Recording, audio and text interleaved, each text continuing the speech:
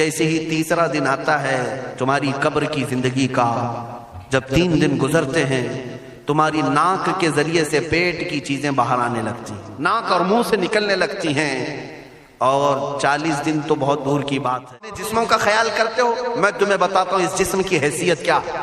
یہ جو چمڑی ہے اس کی حیثیت کیا ہے، یہ جو گوشت پوست ہمارے جسموں پر ہے اس کی حیثیت کیا ہے پتہ ہے تمہیں؟ اس کو سجانے کے لیے عورتیں 2-2 گھنٹہ شیشے کے پاس کھڑے ہو کر میک اپ کرتی رہیں۔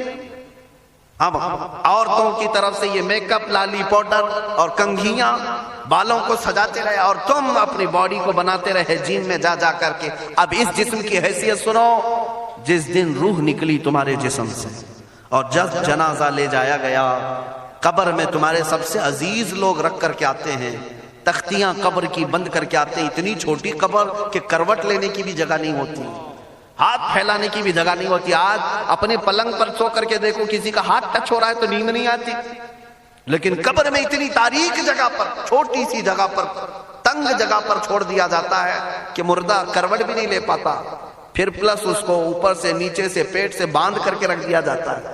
تمہیں پتا ہے اب حکما نے جو لکھا ہے وہ سنو بزرگوں نے، جیسے ہی تیسرا دن آتا ہے تمہاری قبر کی زندگی کا، جب 3 دن گزرتے ہیں تمہاری ناک کے ذریعے سے پیٹ کی چیزیں باہر آنے لگتی ہیں، منہ کے ذریعے سے انتڑیاں یا جو بھی اندر کا لکوڈ ہے سب باہر آتا ہے۔ 5ویں دن کان کے اندر سے بھیجا نکلنے لگ جاتا ہے۔ یہ جو بھیجا سر کے اندر ہے وہ ختم ہو کر کے سڑ کر کے پیپ کی شکل میں کانوں سے باہر آنے لگ جاتا ہے۔ ناک اور منہ سے پیٹ کی چیزیں، کلیجہ، خون بن جاتا ہے، دیگر چیزیں سب کان اور ناک اور منہ سے نکلنے لگتی ہیں، اور 40 دن تو بہت دور کی بات ہے، 8ویں دن اس کا پیٹ پھٹ جاتا ہے، پیٹ پھولتے پھولتے پھٹ جاتا ہے، اور جیسی پیٹ پھٹتا ہے قبر میں کیڑے پیدا کیے جاتے ہیں۔ تم 1000 کوشش کر لو لیکن وہ کیڑے اسی کے لیے پیدا ہی کیے جاتے ہیں، ان کی غذا ہے۔ وہ ناک سے نکلا ہوا گودا، منہ سے نکلا ہوا گودا کھانے کے لیے کیڑے جمع ہو جاتے ہیں، پورے جسم پر طاری ہو جاتے ہیں۔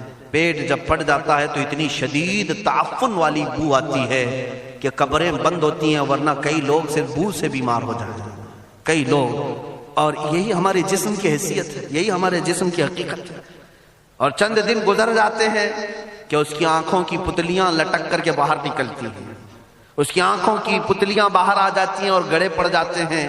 اب جو جسم کے اوپر موجود گوشت ہے اس کو چونٹیاں، مکوڑے اور کیڑے کھانے لگ جاتے ہیں، کھاتے کھاتے 2-3 مہینے کے اندر اس کو صرف اور صرف ڈھانچے کی شکل چھوڑ دی جاتی ہے، ہڈیاں باقی رکھی جاتی ہیں۔ جن بالوں میں تم کنگھیاں کرتے ہیں ان بالوں کی جڑوں میں پیپ پیدا کیا جاتا ہے، ہر بال کی جڑ پیپ بہاتی ہے۔ اور جن چہروں پر تم پاؤڈر لالی لگا کر کے اس کو سجایا کرتے آئینے میں کھڑے ہو کر، ان چہروں پر اللہ تبارک و تعالیٰ ایسی جھریاں پیدا کرتا ہے۔ یہ تو عام لوگوں کی بات، اور اگر گنہگار ہیں تو ان کے چہروں پر بچھو چھوڑ دیے جاتے ہیں، بچھو چھوڑ دیے جاتے ہیں۔ کئی لوگوں کی قبروں پر سانپ ان کی ناک کو ڈستے رہتے ہیں اور ان کا گودا پیتے رہتے ہیں۔ سانپوں کا عذاب، بچھوؤں کا عذاب، یا قبر کے عذاب کے ساتھ یہ جسم گلا دیا جاتا ہے، ہڈیوں کے سوا کچھ نہیں باقی رہتا۔ تم کیا سمجھتے ہو مرنے کے بعد احساس نہیں ہوگا؟ مرنے کے بعد ہر درد کا احساس دگنا کر دیا جائے گا۔ آج زندگی میں جتنا تمہیں چونٹی کاٹنے سے درد ہوتا ہے، مرنے کے بعد یہ درد 10 گنا زیادہ بڑھ جائے گا، تمہیں اور درد ہوگا، اور درد ہوگا۔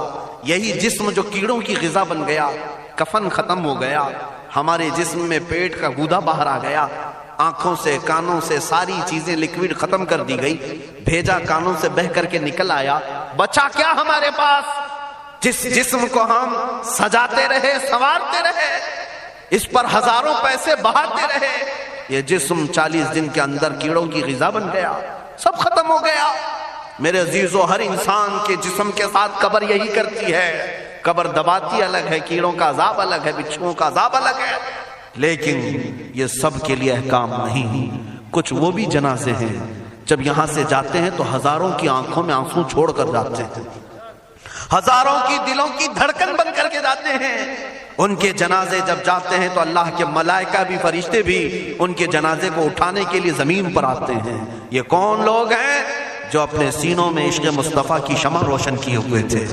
جینا چاہتے تو مصطفیٰ کے لیے، مرنا چاہتے تو مصطفیٰ کے لیے. فاضل بریلوی نے کیا خوب کہا، لحد میں عشق رخ شہ کا داغ لے کے چلے، اندھیری رات سنی تھی چراغ لے کے چلے.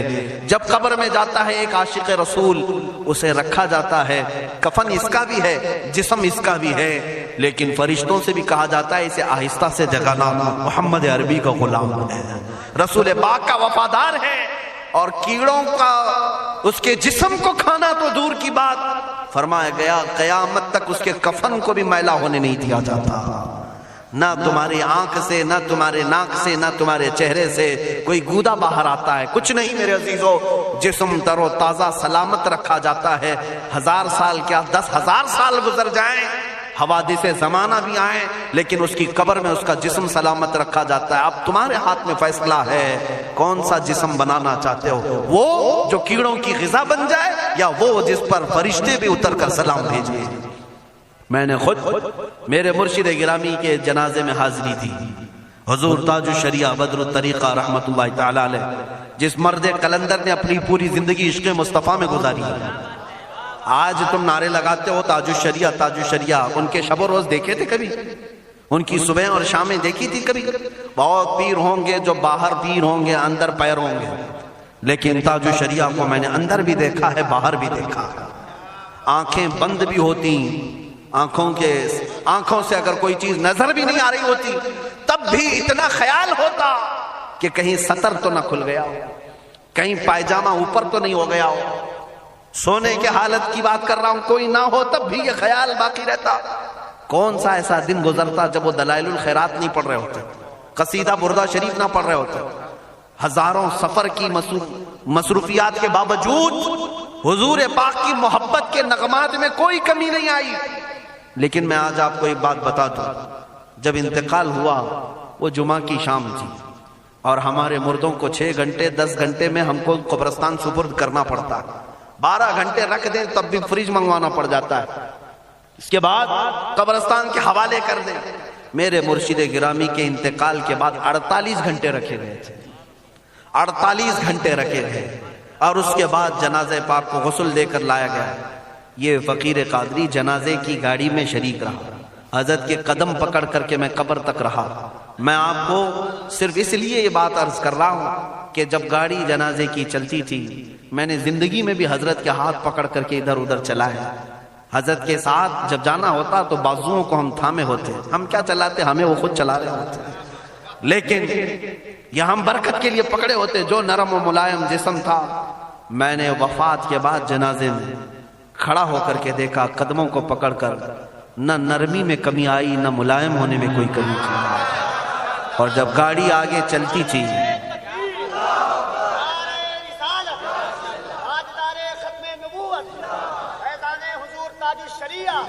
جب آپ گاڑی جنازہ جس پر رکھا ہوا تھا چلتی تھی، تو میرے عزیزوں زندگی میں جس طرح جسم نرم ملائم تھا، میں نے دیکھا کہ گاڑی جب اس کے دھڑکے ہوتے تھے ادھر ادھر، تو پیٹ مبارک اور سینے مبارک ویسے ہی ہلتا تھا جیسے کسی زندے کا ہلتا.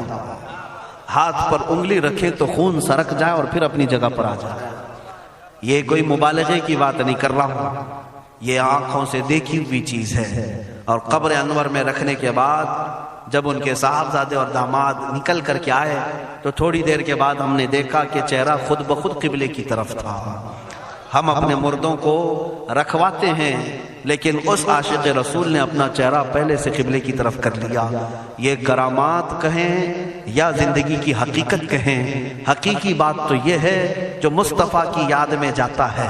اس نے کیا ہی خوب کہا شاعر کہ میرے جنازے پہ رونے والوں فریب میں ہو بغور دیکھو، میرے جنازے پہ رونے والوں فریب میں ہو بغور دیکھو، مرا نہیں ہو غم نبی میں لباس ہستی بدل گیا.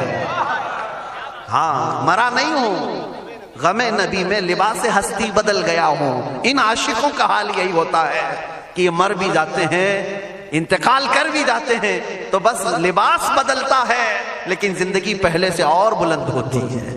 عزیزان گرامی تمہیں اسی بات پر میں لانا چاہتا ہوں، کون سی زندگی گزارنا چاہو گے؟ کون سی زندگی؟ یا عیاشوں کی، یا نچنیوں کی، یا مجرا کرنے والوں کی، ان ظالموں کی جو جہنم کی طرف تمہیں لے جانے کے لیے تیار بیٹھے ہیں؟ چند دنوں کی عیاشی ہے، تم گانے گا کر اچھل کود کر کے اپنے نفس کو تو راضی کر سکتے ہو، لیکن رب ذوالجلال کی رضا کبھی نہیں لے سکتے۔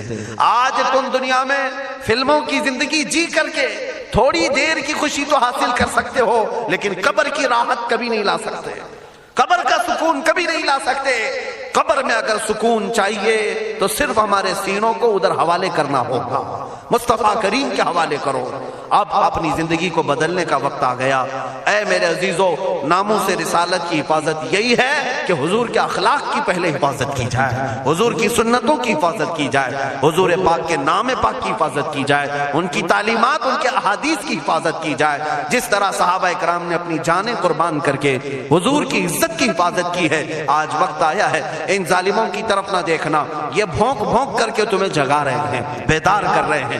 میں جواب دیتا رہوں گا انشاءاللہ، لیکن ساتھ میں ان حادثات کو اپنے لیے ایک الگ انداز سے دیکھتا ہوں۔ اگر کوئی کتا کوفے میں بیٹھ کر بھونکتا ہے اور میرے نبی پاک کی عظمت پر حملے کرتا ہے تو درد تو ہوتا ہے، لیکن ساتھ میں عقیدہ بھی تو ہمارا یہ ہے، رہے گا یوں ہی ان کا چرچا رہے گا، رہے گا یوں ہی ان کا چرچا رہے گا، پڑے خاک ہو جائیں جل جانے والے۔ یا رسول اللہ، تو گھٹائے سے کسی کے نہ گھٹا ہے نہ گھٹے گا، جب بڑھائے تجھے اللہ تعالیٰ تیرا، مٹ گئے مٹتے ہیں مٹ جائیں گے آدھا تیرے، نہ مٹا ہے نہ مٹے گا کبھی چرچا تیرا۔ یہ کتے کتاب لکھ کر کے کہتے ہیں محمد عربی کا چرتر، ان کے اخلاق، ان کے کردار برے تھے، اور ایسی کوئی چیز نہیں ہے اسلام میں جس سے امپریس ہو کر اسلام قبول کیا جانا چاہیے۔ محمد صلی اللہ علیہ وسلم کے نام کو اسلام سے ہٹا دینا چاہیے۔ ان ظالموں کو میں جواب دینا چاہتا ہوں، اے مسلمانوں، یہ تمہیں جگانے کے لیے آ رہے ہیں، یہ تمہیں بیدار کرنا چاہ رہے ہیں۔ اب اٹھو اور یہ بتاؤ تم کہاں کہاں سے میرے نبی کو مٹاؤ گے، کہاں کہاں سے؟ ارے ہمارے گھروں میں بچوں کی ولادت بھی ہوتی ہے، کان میں اگر ہم اللہ کا نام لیتے ہیں تو ساتھ میں محمد کا بھی نام ہے۔ ہمارے بچے جس دن اس دنیا میں آتے ہیں، اذان ان کے کانوں میں دی جاتی ہے تو اللہ کے نام کے ساتھ محمد کا نام بھی آتا ہی ہے۔ ہماری اذانیں، ہمارے نماز کو بلانے والی آوازیں، تم کیا مٹا پاؤ گے محمد عربی کے نام کو؟ یہ ہزاروں نہیں کروڑوں اذانیں بار بار دن میں دے دے کر کے یہ بتاتی ہیں کہ تم واللہ محمد عربی صلی اللہ علیہ وسلم کا ذکر تم کبھی الگ نہیں کر سکو گے۔ ذکر خدا جو ان سے جدا چاہو نجدی ہو، واللہ ذکر حق نہیں کنجی سقر کی ہے۔ حضور پاک کا نام کہاں سے ہٹاؤ گے؟ اذانوں سے ہٹاؤ گے، اقامت سے ہٹاؤ گے، نمازوں سے ہٹاؤ گے؟ بلکہ اقبال نے کیا ہی خوب کہا تھا، دشت میں دامن کوہسار میں میدان میں ہے۔ کہاں ہے یہ نام؟ دشت میں دامن کوہسار میں میدان میں محمد ہے، بحر میں موج کی آغوش میں طوفان میں محمد ہے، چین کے شہر مراکش کے بیابان میں محمد ہے، اور پوشیدہ ہر مسلمان کے ایمان میں محمد ہے۔ میں نے یہ تبدیل کر کے اسی لیے پڑھا ہے کہ ہر جگہ محمد ہے۔ رسول پاک صلی اللہ علیہ وسلم کو تم کہاں سے ہٹاؤ گے؟ ہمارے کروڑوں کی زندگیاں اس نام پاک پر قربان، اس نام پاک پر قربان۔ ان ظالموں کو یہ بات بتا دینا، اس نام پاک پر اللہ نے نقطہ تک نہیں رکھا ہے۔ محمد عربی صلی اللہ علیہ وسلم کے نام پاک پر نقطہ تک نہیں، عیب تو بہت دور کی بات ہے، اور مٹانے کی بات کرتے ہو، مٹانے کے لیے تم اس کا ایک لفظ تک نہیں مٹا پاؤ گے۔ محمد عربی اس عظیم ہستی کا نام ہے جس کی جڑیں تحت الثری میں ہیں، جس کی شاخیں اوج ثریا پر ہیں۔ حضور پاک صلی اللہ علیہ وسلم کو اللہ نے رفعنا لک ذکرک کہہ کر کے بلند فرما دیا ہے۔